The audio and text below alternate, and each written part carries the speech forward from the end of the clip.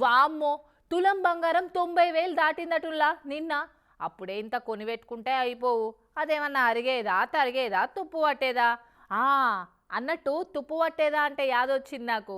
బంగారానికి తుప్పు పడుతుందని మినరాలజీ సైంటిస్టులు కూడా షాక్ అయ్యే కొత్త ముచ్చట చెప్పిండట కర్ణాటక మాజీ మంత్రి కమ్ ఓబులాపురం మైనింగ్ కింగ్ గాలి జనార్దన్ రెడ్డి సారు.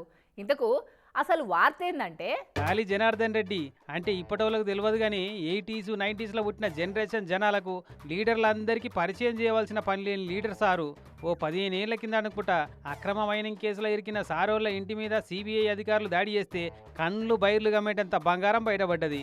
బంగారం అంటే ఏదో బిస్కెట్ బిళ్ళలో నగలో కాదు, వంటింట్లో వాడుకునే చెంచాలు కటోరలు గిన్నెలు కంచాల కాడికెళ్ళి పూజ సామాన్ల దాకా మొత్తం బంగారంతో చేపించినాయే.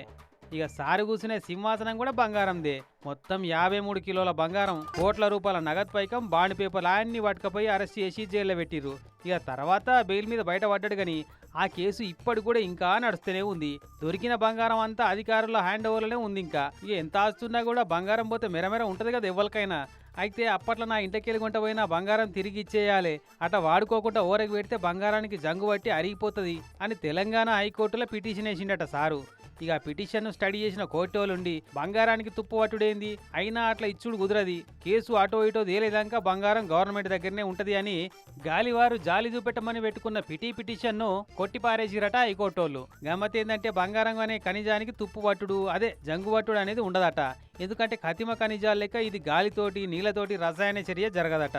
అందుకే నగలు నాణేలు తయారు చేసేందుకు బంగారాన్ని వాడతారు. అందుకే బంగారానికి విలువ ఎక్కువ అని బంగారం గురించి ఎరుకున్నోళ్ళు చెప్తున్నారు.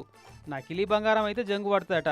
మరి ఇంటి నిండా బంగారం పెట్టుకున్న గాలివారికి ముచ్చట తెలియదా, కావాలని కోర్టోలకు గాలి ముచ్చట్లు చెప్పిండా అనేదే హాట్ టాపిక్ అవుతుంది ఇప్పుడు.